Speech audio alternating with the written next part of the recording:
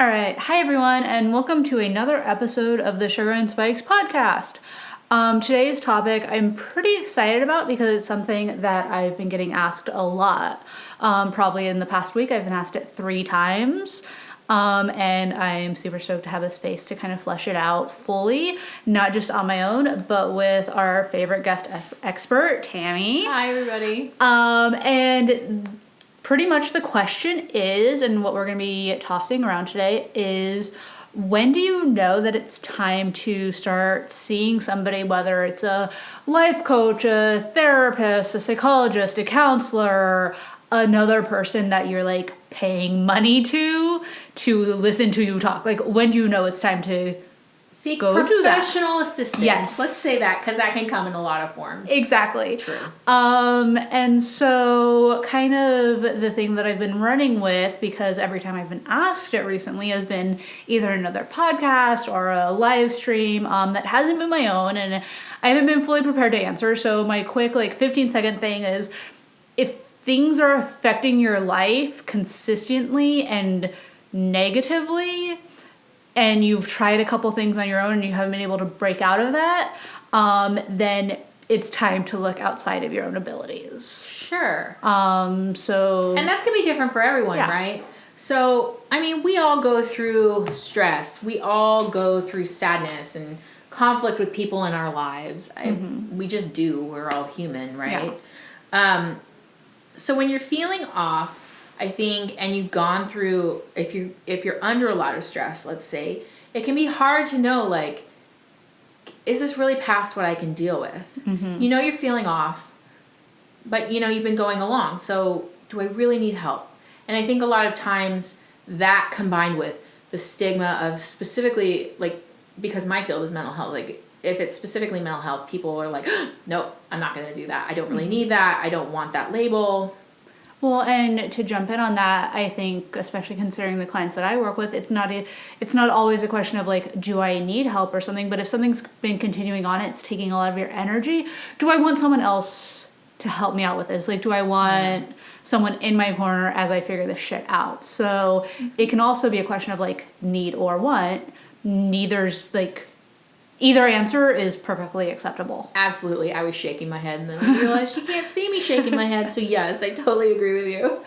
And I think sometimes when we're in distress and we don't seek help, you can make the problem worse, right? And I think sometimes this idea of going to someone who's a professional in the mental health field, whether it's a coach or a therapist, any of the names you want to, any of the titles. Any of those things. Is that you may think, oh, I'm going to be there a long time. Oh, they're just going to put a label on me. Oh, they might just put me on a medication. I think there's a lot of fears, out there, and it doesn't have to be that way. Yeah. I have seen clients where I saw them twice, and they were doing fine, and that was what they needed, and that was it.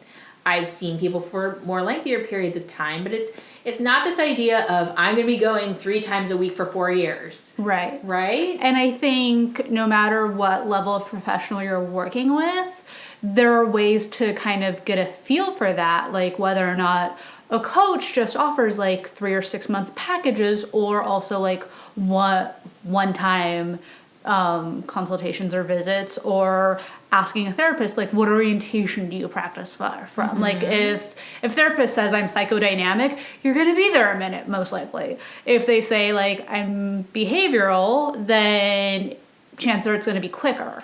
Chances are, and, like, the it depends rule is always in force. I just have to let my little asterisks by everything. Like, it depends. And it's really about fit, right? So when you find the right person for you, you will click and you will know it. If you're forcing it with the person and it just feels off, find someone else. Yeah. And one thing to note, and I don't know if you remember this as clearly as I do, but I want to say it was like our DXTX lab, or not DXTX, one of our first set of classes in fall in grad school. Okay. There's a TA, and she said, do you guys know, like, the number one indicator for client progress and success?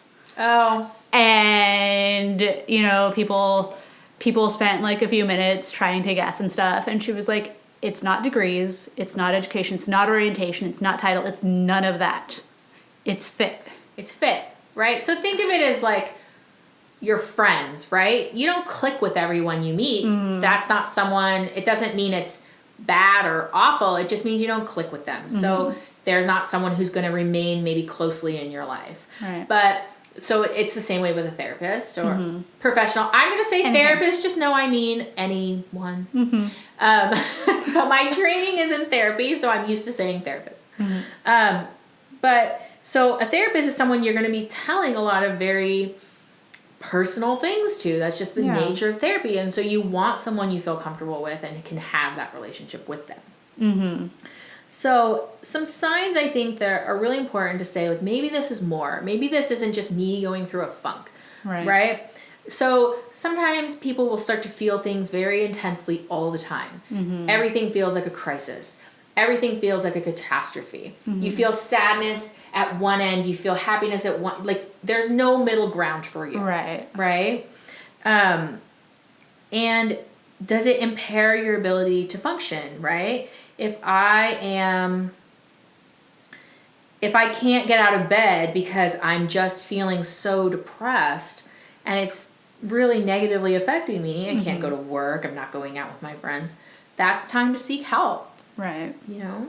I think another piece is if you've tried a couple things, like if you've realized, oh, I'm having a hard time getting out of bed, I'm going to try this new thing and I'm going to try this other thing, and it's not working, then maybe it's time to, talk to someone else. And I think there's also this question of like, well, what about my friends? Like I have a really solid group of friends that always have my back. And that, like, sure, that's true. Like, we all have friends that are there for us no matter what. But, like, how would you explain the difference between talking to a friend versus going and speaking to someone else? Well, we can wear out our friends too, right? Like, our friends have limits just like we do. And so if we're overusing our friends, if we talk to our friends and don't feel better, if it's constantly, you feel like maybe you're having the same conversation over and over and over, or you're talking about things that are just beyond a friend's skill. Like, I think a really good example is if you suffered something traumatic has happened to you and you can't stop thinking about it, and you've talked to your friends about it maybe once or twice, maybe a very trusted friend, and you're really just, it's still on your mind, that is something that's beyond a friend's ability. I mean, one of the things about psychologists and one of the things about coaches and therapists is we have specific training in how to talk about those things that could maybe help you move past it or help you process it in ways that your friends just can't. Well, and how to talk about those things. And I think one thing that's kind of important to mention, because I've seen a lot of people say, well, I don't want to be a burden on my therapist and stuff. And it's like, we have training in managing that. So like, you can bring whatever it is to the table or to the room, to the computer screen, and like your coach, your therapist has training to help you in that moment and have it not necessarily bring them down, and it's not like this burden that they're carrying with them all day every day. I mean, there are things that have happened to people that you're not just going to toss on your friend, right? Like, if you can't deal with it, if it's something too painful for you, you might want to think about, is that something I really feel comfortable telling my friend? Is that something my friend could handle? You're right. People with training know how to manage whatever that might, you think that might do to another person. So I think that that's a really good point. I think another sign that you may want to see someone is maybe you're having a lot of unexplained kind of physical symptoms. And maybe you've been to the doctor and the doctor seems to think you're okay.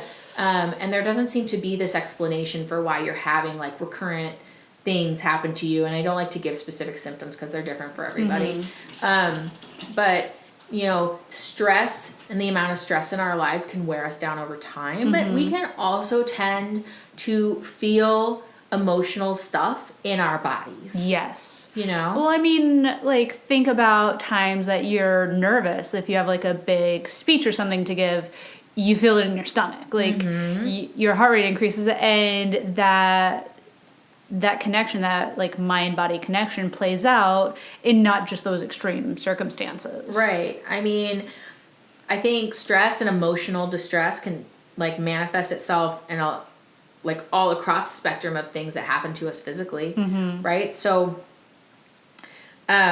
complaints that seem to kind of come out of nowhere or don't seem to diminish no matter what you do, that can be a sign. Well, I would always say get checked out by a doctor. Yes. And it can be a sign that something more intense is going on with you.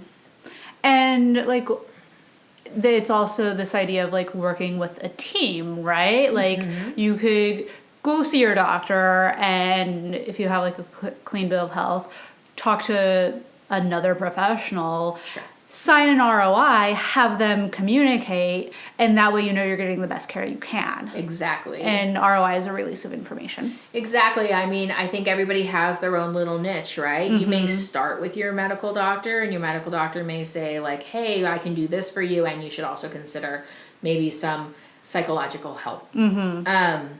And there may be someone in their office who can help you with that. Yes. So it may just be a question of you only have to go to your doctor's office because they have a mental health professional there who can help you with some of these things. Which is becoming much more of a trend, you guys. So don't think that just because you're like in some small town or something that you don't have those resources.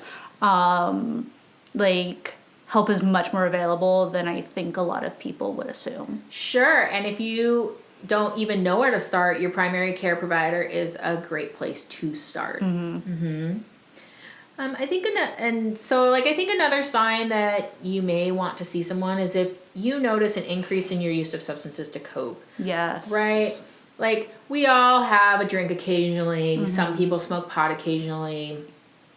But if you're doing it all the time, if you're thinking about drinking or using substances and it's starting to take over your life in ways you didn't expect, that is time to seek assistance. Yes. I think also not even just like straight up substances, but any sort of maybe like negative behavior. Like I think folks that have overcome eating disorders, like there can be signs of like, well, you start restricting more often. Sure, yes. And things like that. Like you know your history, you know your experience, and you know when you start to act and do things and manipulate things in ways that aren't healthy. And also ways that may be out of character for you. So maybe you do go out on the weekend and you have a few drinks and whatever, that's great. No problem with that, right? But if you're starting to act in ways that aren't like you, that is a sign that maybe something's going on and you need some help. For sure. I think another good example is if you're noticing like big changes in your work performance. You know, people who are struggling with like emotional or psychological issues there can be that sudden shift. And maybe you're starting to get negative feedback from your managers like, oh, your work performance is really suffering. I think that's a really good time to think, you know, I may need some help. And I think like also like emotional pieces and life change, like even if you haven't noticed a shift in your mood or emotional state, like if you've gone through something really big, like if you've moved, if you've gotten married, if you've had a kid, if any of like these big laundry list of life changes have happened, if your work performance has altered, or if any of these other things that Tammy's already mentioned have shown up, but you're like, well, I still feel like emotionally I still feel okay, but it's showing up in different ways. Those are also signs. Yeah, because I think it's important to say, like, if you're noticing changes in concentration, changes in attention, changes in your mood, like physical ailments, these are all, everything we're talking about is a change from your normal functioning, right? A change from how you normally are. And I think, you know, big life events can do that to us, and we would expect those people to kind of adjust and settle out to those in about 6 months to a year. And if that's not happening for you, get help. And also, like, one thing that I want to say is if you're thinking about it, then I know most therapists, I know a lot of life coaches, whatever level you're considering, there's at least some sort of 10 to 15 minute initial consult or intake that's not paid. Sure. Where both folks are trying to like suss each other out to see if it's a good fit. And it could be the therapist says, well, really, this isn't within my scope, or maybe have you considered something, like, have you considered this other form of assistance? So, like, if you think going outside of yourself and talking with someone else is something you want to do, pick up the phone and talk to somebody. 15 minutes, 10 minutes. They'll help point you in the right direction, and you'll get a feel for what it would be like. Yeah, I think that's important too, without that commitment piece. Yeah, I think that's important. Like, just reach out. It's 15 minutes. And, I say just, I don't like to use that word. I don't think, I think that might imply that it's so easy everyone can do it. I recognize it's difficult for people, and that's okay. And, and if you need the help, just give it a try. And not to be bitchy about it, but if it's hard to pick up the phone and do it, then that's also a sign maybe it's time to do it. That's a good point. That's a really good point. You don't want to, and you might need to. Yeah. And both those things can be true. Yes, for sure. I think that's a really good point. Cool. Any other tips folks need, or? Yeah, so I just think, I wanted to think about one more thing. So if you're noticing that your relationships with your loved ones are starting to become more strained than they used to, it's not that we don't go through periods where things might feel kind of off with our partners, off with our friends, but if that's happening over a long period of time, and you're feeling unhappy on a regular basis with how you're interacting with the important people in your life, that can be another sign that you might be a good candidate to have someone, to seek out someone for some help. Yeah, I think the timeline thing is kind of really important to understand and grasp, where, like, we all have really shitty days. We all have days where we're on edge and pick fights with everyone. Yes, for sure. Which is totally fine. If you're picking fights with everyone for 6 months, it's a different story. Yeah, exactly. So, or if people start to respond to you and that they're being, like, worn down and stuff, if it's been even 6 weeks or something like that, gets draining. So I think consistency in changes in behavior is one of the biggest pieces. Yeah, and I think I'll just end with this, and it's that, seeking out help for yourself can be really empowering. And I know that as a therapist myself, I want my clients to feel empowered. That's the work I want to do with you. That's the work that I find meaningful. And it's us collaborating together. So whatever you need to do, if you're not feeling empowered in your life, then it's time to take a look at what would help me to feel empowered. Yes. If talking to your friends is not doing it, if your work performance is suffering, if your interpersonal relationships are suffering, if you're feeling emotionally distraught, you're not empowered. And I think that that's really the bottom line. Yes. Yep. Thank you. You're welcome. All right. Let me know what you guys think. Let me know if you guys have reached out before, if you've seen a coach or a therapist, maybe what it was like. You can drop that on the Sugar and Spikes group. I know it may be hard to talk about, so that is a safe place to do it on Facebook. And if you want more information, if you want to reach out for anything, all of the vital links are at DesireeW.com. And yeah, I will talk to you guys later. Bye. Take care, everybody.